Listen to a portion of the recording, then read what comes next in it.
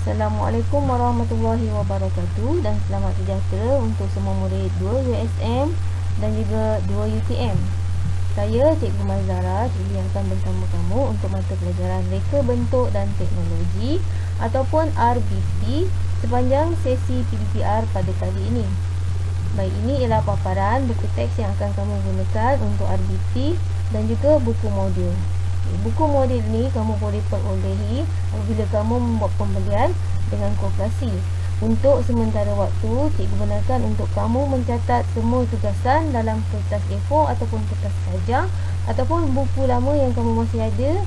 Kamu boleh catatkan di situ untuk sementara waktu, dan apabila kamu telah terima modul ini nanti, kamu boleh kepilkan segala tugasan yang cikgu berikan di sini. Baik, seterusnya cikgu akan sebutkan tajuk-tajuk yang akan kamu pelajari untuk tingkatan 2 ini. Terdapat 9 tajuk, iaitu yang pertama pengenalpastian masalah, tajuk yang kedua analisis fungsi, tajuk yang ketiga perjangkahan fizikal.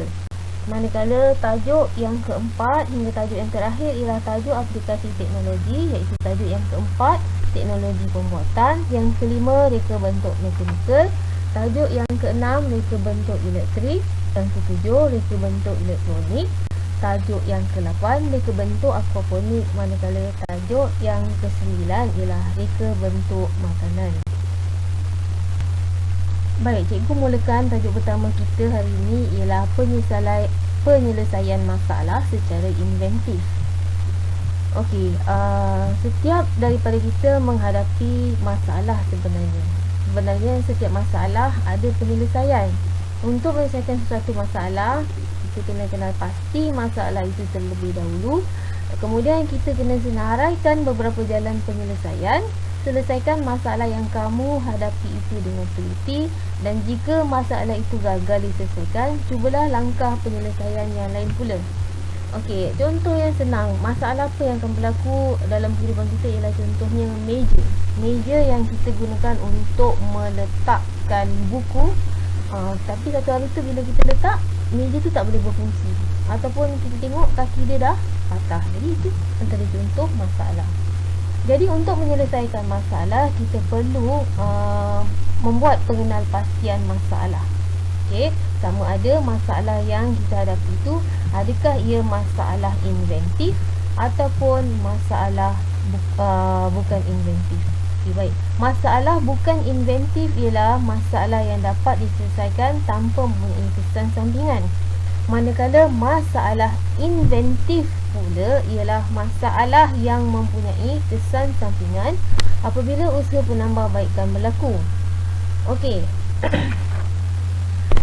Dalam kehidupan harian kita sering berhadapan dengan pelbagai situasi yang memerlukan kita membuat pilihan. Hasil daripada keputusan pemilihan kadang-kadang memberikan satu pengalaman baru dan juga membina pemikiran yang matang. Jadi kita boleh katakan sebagai masalah bukan inventif, masalah yang tiada kesan sampingan. Okey, manakala masalah inventif pula ialah masalah yang ada kesan sampingan selepas penambahbaikan berlaku. Contohnya, tadi cikgu cerita pasal meja yang tak dapat menampung berat. Okey, jadi disebabkan kakinya yang dah rosak, daripada kaki kayu kita tukarkan kepada kaki besi. Tetapi masalah lain pula timbul, iaitu meja menjadi berat apabila kaki meja tersebut telah ditukar kepada kaki besi. Proses penyelesaian masalah secara inventif banyak digunakan dalam industri.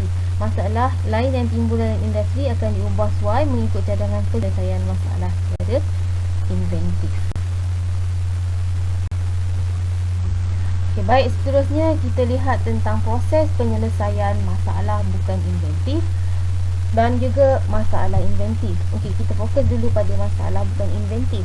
Okey, proses penyelesaian masalah bukan inventif ialah satu proses penyelesaian masalah biasa yang dialami dalam kehidupan harian. Biasanya individu yang menghadapi masalah akan mencari jalan keluar untuk mengatasi masalah tersebut. Dan jika sesuatu masalah dapat diatasi, ini dianggap sebagai satu kejayaan bagi individu terbabit. Baik, proses penyelesaian masalah bukan inventif. Kamu dapat lihat melalui carta ini, bermula dengan mengenal pasti masalah. Langkah yang kedua, menyenarai pilihan dan menyelesaikan masalah. Langkah yang ketiga, membuat pilihan. Seterusnya, melaksanakan pilihan. Dan yang kelima, menilai penyelesaian masalah sama ada berjaya ataupun tidak. Okey, seterusnya kita lihat penyelesaian masalah bagi masalah inventif pula. Okey, strategi penyelesaian masalah inventif pula berbeza daripada penyelesaian masalah biasa. Okey, melalui kaedah penyelesaian masalah secara inventif, proses kerja dapat dilakukan melalui 4 fasa, iaitu analisis, model masalah, kaedah penyelesaian masalah, model penyelesaian. Fasa-fasa ini cikgu akan terangkan bermula dengan fasa yang pertama, iaitu menganalisis punca masalah yang dihadapi oleh produk. Okey. Contohnya meja. Okey, apa masalah yang berlaku pada meja yang kita nak letakkan barang tapi tak boleh tadi tu. Okey, jadi analisis dilakukan dengan menjelaskan fungsi setiap bahagian sebuah meja. Ataupun kalau kita nak selesaikan produk lain, kita kena kenal pastilah analisis fungsi pada produk tersebut. Okey, fasa yang kedua, memodelkan masalah dengan menggunakan konsep penjanggahan fizikal. Okey, seterusnya pada fasa yang ketiga, murid diperkenalkan dengan 2 kaedah penyelesaian, iaitu kaedah pemisah ruang dan masa, yang mana murid hanya perlu memilih salah satu kaedah pemisah ini untuk menyelesaikan masalah inventif.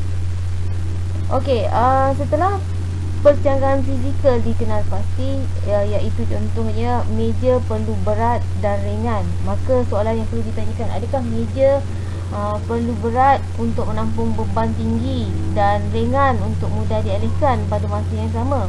Okey, jika jawapannya tidak, maka meja digunakan untuk menampung beban dan dialihkan pada masa yang berlainan, maka kaedah pemisahan masa dipilih.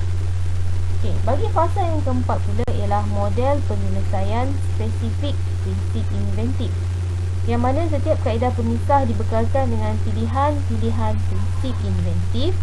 Sebagai contoh, kaedah pemisahan ruang dibekalkan dengan 7 prinsip inventif, dan kaedah pemisahan masa juga dibekalkan dengan 7 prinsip inventif. Okey, jadi bila dah kenal pasti jenis kaedah pemisahan, murid boleh pilih satu atau gabungkan beberapa prinsip inventif yang dibekalkan untuk menyelesaikan masalah yang dihadapi.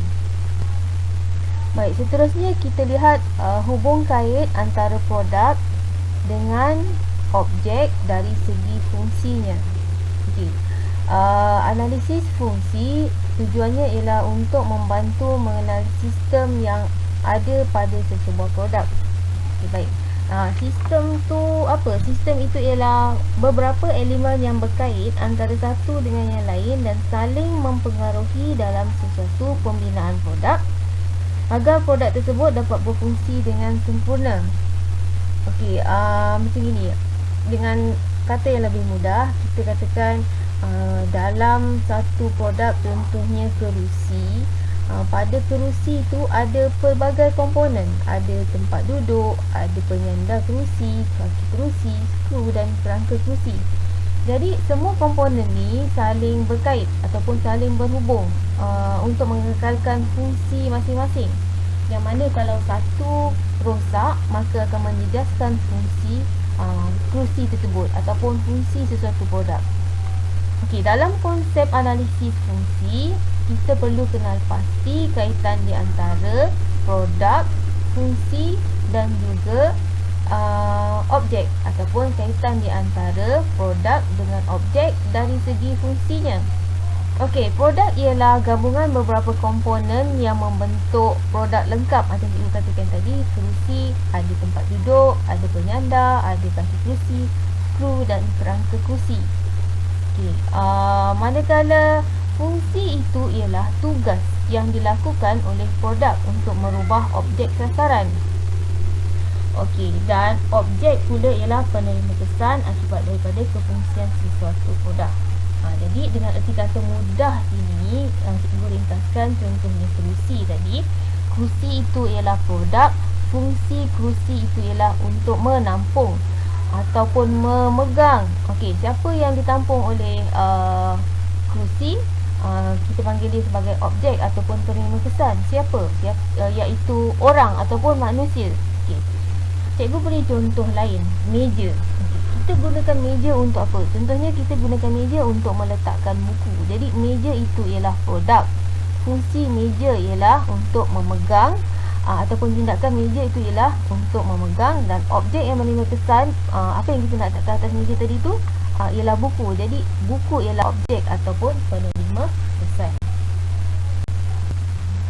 Okey, jadi ini adalah contoh lain, contoh beberapa produk lain dari segi fungsi dan juga objek. Maksud saya menghubung kait antara produk dengan objek dari segi fungsinya. Okey, tadi cikgu dah beri contoh meja, meja memegang buku. Okey, contoh lain cawan. Kita gunakan cawan untuk apa? Untuk mengisi air. Okey, jadi cawan ialah produk ataupun sistem. Okey, cawan fungsinya memegang. Apa yang dipegang oleh cawan?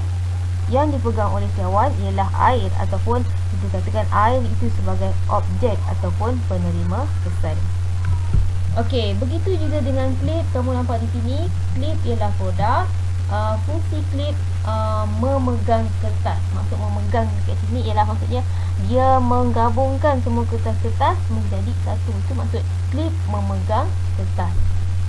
Okey, sebenarnya kalau kita tengok banyak produk ataupun kita buat pemerhatian produk di sekeliling kita, setiap satu produk diwujudkan ataupun dibina mesti ada kaitan di antara produk dengan objek dari segi fungsinya. Mesti ada sebab. Okey, contohnya kereta. Kenapa orang buat kereta ataupun cipta kereta? Kereta digunakan untuk mengangkut manusia.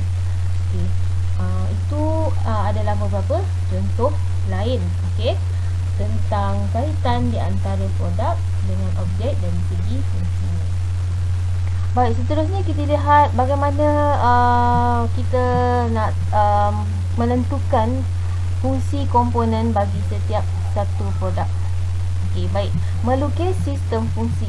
Okey, fungsi komponen ialah melaksanakan tugas tertentu bagi melengkapkan sistem fungsi produk. Okey, maksudnya kat sini, bagi sesuatu produk, tadi cikgu dah beri contohkan macam kerusi, ada penyandar, ada kaki kerusi. Jadi itu kita panggil sebagai komponen. Okey, contoh lain kamu boleh lihat dengan jelas di kat sini, meja.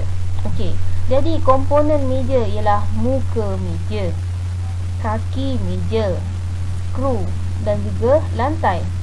Jadi setiap satu komponen ini mempunyai fungsi yang tertentu untuk melengkapkan produk ataupun meja tu tadi. Fungsi untuk melengkapkan fungsi meja tu tadi, iaitu untuk memegang buku. Okey, kita lihat satu persatu di sini fungsi setiap komponen bagi sebuah meja. Okey, muka meja memegang buku, kaki meja memegang muka meja. Okey, jadi skru ni memegang kaki meja dan muka meja. Manakala meja dipegang ataupun lantai memegang kaki meja. Jadi ini yang kita katakan sistem fungsi bagi sesuatu produk. Okey, dan lukisan model fungsi ni kamu boleh lihat dengan jelas dalam rajah ini.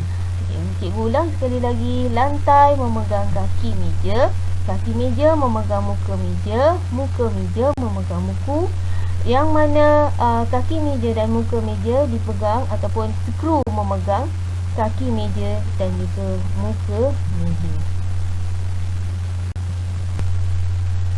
Baik, itu saja pelajaran kita untuk kali ini. Jadi cikgu ulang semula apa yang telah kamu pelajari. Yang pertama tadi kamu telah pelajari tentang mengenal pasti masalah bukan inventif dan inventif. Kemudian proses penyelesaian masalah bukan inventif dan inventif. Kemudian kamu telah pelajari tentang hubung kait antara produk dengan objek dari segi fungsinya. Dan kamu telah pelajari melukis sistem fungsi untuk hari ini. Jadi cikgu ingatkan sekali lagi, untuk sementara waktu ini, sebelum kamu terima buku modul, kamu boleh catatkan tugasan yang cikgu akan berikan sebentar lagi di dalam kertas A4 ataupun kertas kajang ataupun mana-mana buku yang masih kosong. Kemudian kamu boleh kepilkan, kamu boleh tampalkan pada buku modul apabila kamu telah terima nanti. Okay, untuk itu sekian, terima kasih.